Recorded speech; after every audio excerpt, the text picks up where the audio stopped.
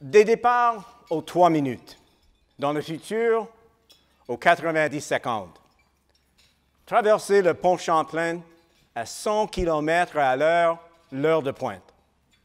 Brossard au centre-ville en 16 minutes. Semaine et fin de semaine. Une express vers l'aéroport en moins de 20 minutes. Beau temps, mauvais temps. Un réseau de 67 km, 20 heures par jour, 7 jours par 7. Du Wi-Fi dans les wagons. Des stations accessibles pour tous. Ça c'est le réseau électrique métropolitain. Un réseau qui va transformer Montréal.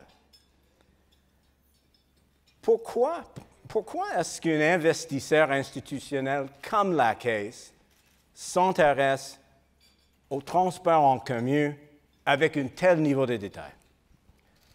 Pourquoi ne pas parler aujourd'hui des mouvements de devises ou de nos pondérations alternatives ou encore de nos analyses des risques géopolitiques avec l'administration Trump, que nous suivons tous les jours? Tous les jours. Ma réponse, messieurs et mesdames, ma réponse est très simple. Très simple. Parce que le REM est au cœur de ce que nous sommes comme institution. Une institution qui investit pour générer des rendements et qui contribue au développement économique du Québec. 2 missions qui vont de pair et que le REM incarne mieux que tout autre projet d'investissement. Un projet qui va générer des rendements pour tous les Québécois. Pensez-y. À chaque fois que vous allez monter à bord du REM, vous allez solidifier votre retraite. Le REM, c'est vrai. Le REM s'inscrit en ligne droite avec tout ce que nous faisons depuis 50 ans. Mais si notre mission est inchangée, notre façon de l'exécuter, elle, n'est pas figée. Elle évolue parce que le monde est en évolution constante. À sa création, la Caisse a contribué à bâtir l'autonomie financière du gouvernement du Québec en investissant dans les obligations. Elle a contribué à l'émergence d'une classe financière francophone sur ses fondations, elle a aidé à bâtir les fleurons du Québec pendant les années 80. Aujourd'hui encore, la Caisse évolue.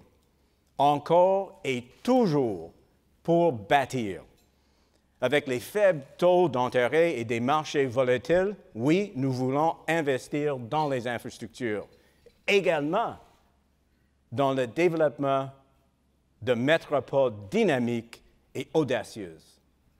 Parce que ce sont les villes les plus énergiques qui attirent les cerveaux les plus brillants, les projets les plus ambitieux, qui propulsent la croissance économique de leur pays. Montréal est l'une de ces villes en effervescence. Cela se voit dans les derniers chiffres de l'emploi. Il s'est créé plus de 70 000 emplois dans le Grand Montréal l'année dernière. C'est plus que toutes les autres villes du pays combinées. Derrière ces chiffres, il y a des histoires de succès de la nouvelle économie québécoise. Je pense à Rodeo FX, je pense à Moment Factory, je pense à Félix et Paul.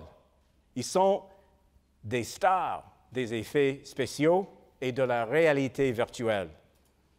Yoshua Bengio, il est reconnu à travers le monde pour ses travaux de recherche qui repoussent les frontières de l'intelligence artificielle. Il y a Hopper, il y a Lightspeed et Breather. Bref, il y a tout un élan à Montréal. Mais messieurs et mesdames, malheureusement, nos infrastructures ne sont pas à la hauteur. Pire, elles nous freinent.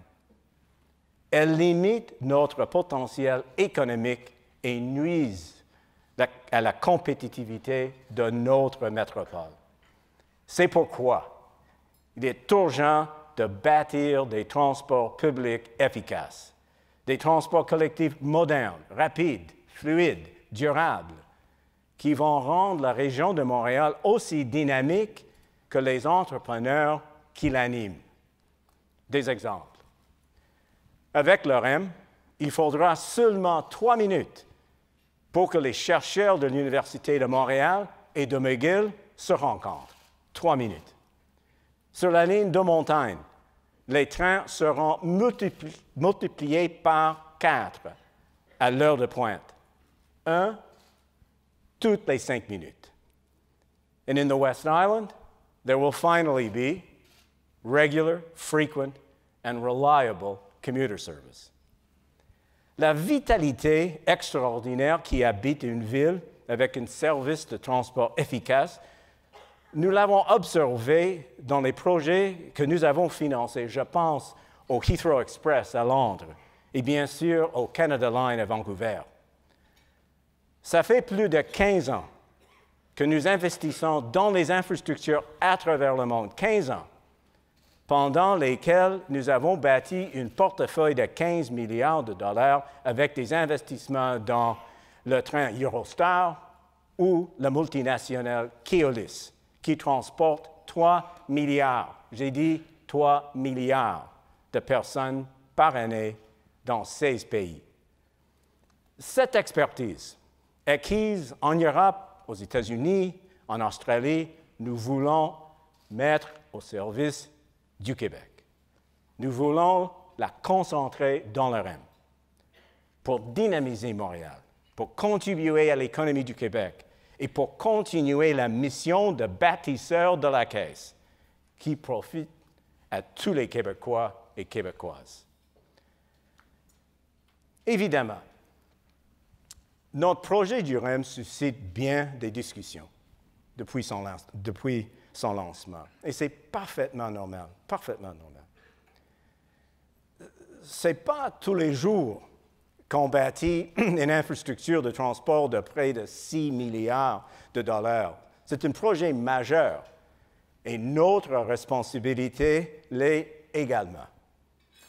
Les questions posées sont tout à fait légitimes. L'une des plus importantes, les coûts du REM. Les coûts du REM. Une question pertinente, parce que les Montréalais ont eu des mauvaises surprises par le passé.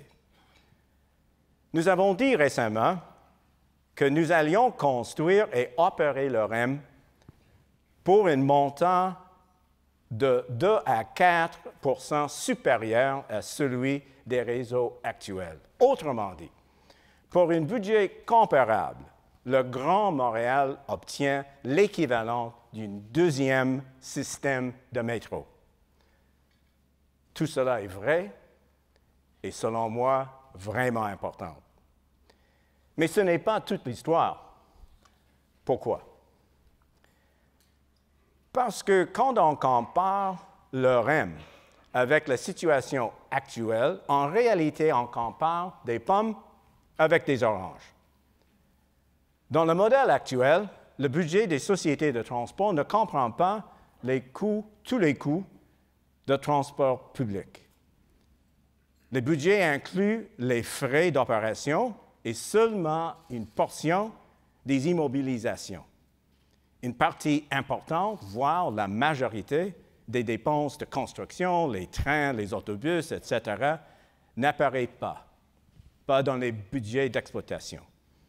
Ces dépenses sont assumées par le gouvernement et nous les payons en taxes et en impôts. Maintenant, mon objectif n'est pas du tout de critiquer ce modèle, mais si on veut vraiment comparer des pommes avec des pommes, alors il faut inclure tous les coûts des systèmes, 100% des dépenses d'immobilisation et 100% des coûts d'opération. C'est exactement ce que nous faisons avec le REM. Avec cette comparaison, le résultat est très clair. Le REM est beaucoup plus économique. More bang for your buck, comme disent les Anglos. Si je parle du REM avec autant de conviction, c'est parce que pour moi, il s'agit d'une révolution importante dans notre façon de faire. Notre capacité à comprimer les coûts tient à notre façon de travailler. Une approche d'ingénierie en continu qui se démarque des méthodes traditionnelles au Québec. Mais une méthode de travail efficace et rapide qui a fait ses preuves ailleurs dans le monde. En France, un train à grande vitesse entre Tours et Bordeaux sera mis en service cet été. C'est un projet de 340 km qui traverse près de 120 municipalités. Et tout aura été construit en 5 ans et dans les budgets. Il y aura d'autres exemples. En Malaisie, en Australie, des projets de trains importants complétés dans les délais et les budgets. Ces ouvrages sont des succès. Et donc, messieurs et mesdames, si la France, l'Australie et la Malaisie sont capables d'innover, pourquoi pas ici? Pourquoi ne pas aller au-delà des approches du statu quo qui ont déjà montré leurs limites? Selon nous, les Québécois ne sont pas condamnés à des retards importants et des dépassements de coûts. Et c'est exactement pourquoi nous avons choisi une nouvelle façon de faire, pour améliorer nos processus, les rendre plus efficaces et plus flexibles. L'ingénierie en continu, c'est une approche qu'on peut qualifier d'ouverte, qui repose sur l'écoute et qui s'inspire des meilleures idées pour améliorer le projet, peu importe d'où elles viennent, des villes, des entreprises, des gouvernements, du public. C'est un modèle où l'on détermine les paramètres, mais où on laisse aux entreprises, aux autres, la liberté de nous proposer les solutions et les technologies les plus innovatrices. C'est une approche qui nous permet de travailler plus efficacement sans sacrifier la rigueur, en perfectionnant le REM en continu. J'ai vu récemment une belle expression pour décrire cette approche, un appel de solution. C'est une approche ouverte, confiante, qui constate que nos défis ne sont pas insurmontables. Personnellement, j'ai la conviction, une ferme conviction, que quand le Québec se roule les manches et qu'il fait appel à son imagination, rien ne peut nous arrêter. Donc, au risque de me répéter, l'écoute est la clé. Depuis l'annonce du REM, nous avons fait des centaines de rencontres avec les élus des villes, des gouvernements, avec des dirigeants municipaux et des sociétés de transport, avec des groupes et des citoyennes de tous les horizons. Nous avons rencontré plus de 3000 personnes lors de 12 soirées portes ouvertes pour mieux comprendre les besoins, pour répondre à leurs questions. Et ces rencontres ont débouché sur des améliorations concrètes. Real, tangible improvements. That's what we've made as a result of listening. We've added 3 additional downtown stations. Why? Because connections to the metro count. They'll make the whole system more fluid and easier to use. We modified the route to protect heritage buildings in Griffintown. We modified the route again to protect ecologically important wetlands. And just before Christmas, we announced important partnerships with Théo Taxi, Netlift, Bixi, Car2Go, and Vélo Québec to improve access and to provide people with more choice. Ces discussions et ces échanges vont continuer jusqu'à la fin du projet, avec les experts, avec les municipalités et bien sûr avec les citoyennes avec qui nous continuerons d'échanger sur leurs besoins, leurs préoccupations et leurs suggestions. Nous poursuivons nos discussions avec la RTM sur la meilleure façon d'intégrer le REM aux autres réseaux de la région de Montréal. Et bien sûr, nous travaillons aussi avec le ministère de l'Environnement sur la suite à donner aux recommandations du BAP. Évidemment, nous sommes convaincus que le REM est un projet d'une valeur exceptionnelle pour la région de Montréal, pour la Caisse et pour tous les Québécois. Mais est-ce qu'il peut être amélioré? Bien sûr, absolument, et nous allons le faire. Prenons la question des terres agricoles. Nous sommes très sensibles à l'enjeu de l'étalement urbain dans la région de Montréal. Mais nous croyons aussi qu'il y a un moyen de concilier la protection du territoire agricole avec le maintien de la station Rive-Sud dans son emplacement optimal. Et c'est pourquoi la Caisse s'engage à ce qu'il y ait plus de terres agricoles au moment de la mise en service du REM qu'aujourd'hui, et non pas moins.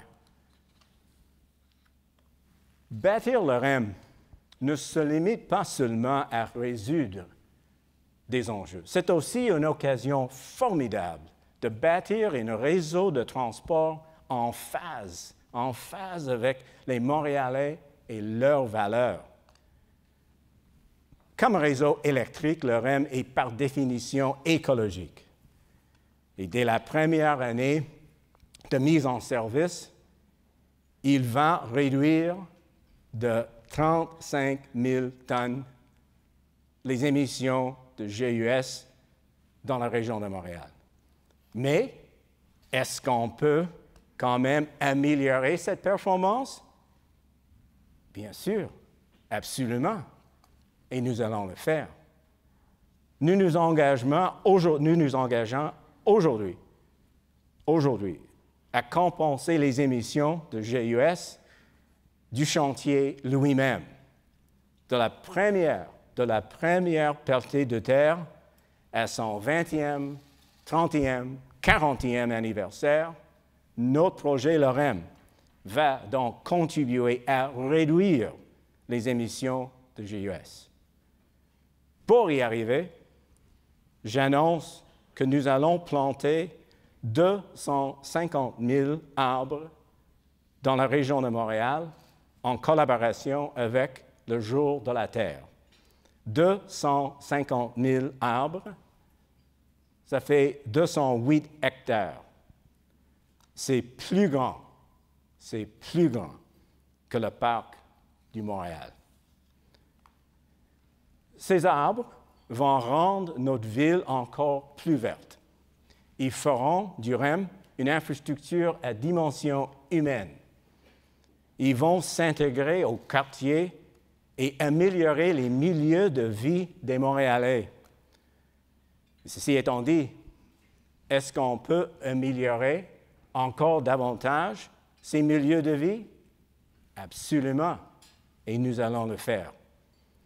Parce qu'un milieu de vie, ce n'est pas simplement des infrastructures ou des espaces verts. Un réseau de train, c'est plus qu'une autoroute de béton et d'acier.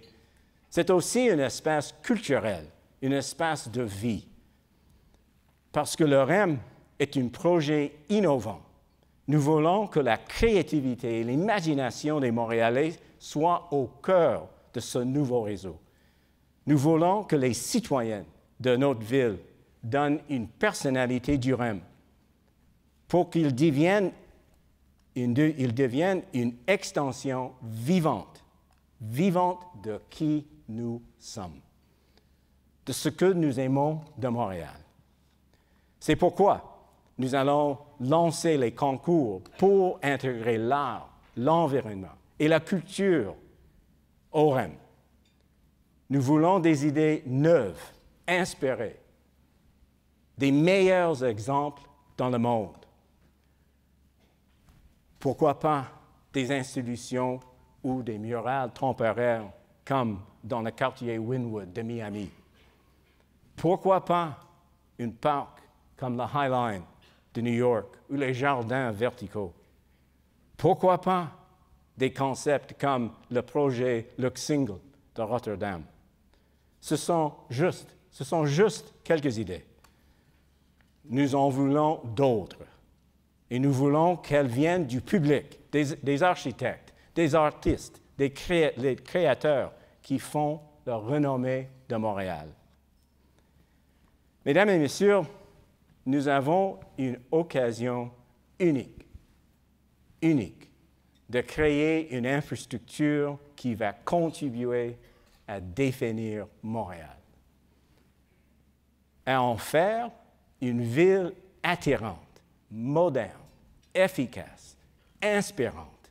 Le REM sera une vitrine pour le génie de Montréal, pour son talent, pour son environnement, pour sa créativité, pour sa fierté, pour notre capacité à penser différemment, à inventer des nouvelles façons de faire, à questionner constamment le statu quo, comme nos entreprises et nos chercheurs le font, et comme le fera certainement la prochaine génération. Est-ce que la Caisse peut soutenir ce grand mouvement et contribuer à faire de Montréal un modèle de ville pour le 21e siècle? Absolument. Et nous allons le faire. Merci bien.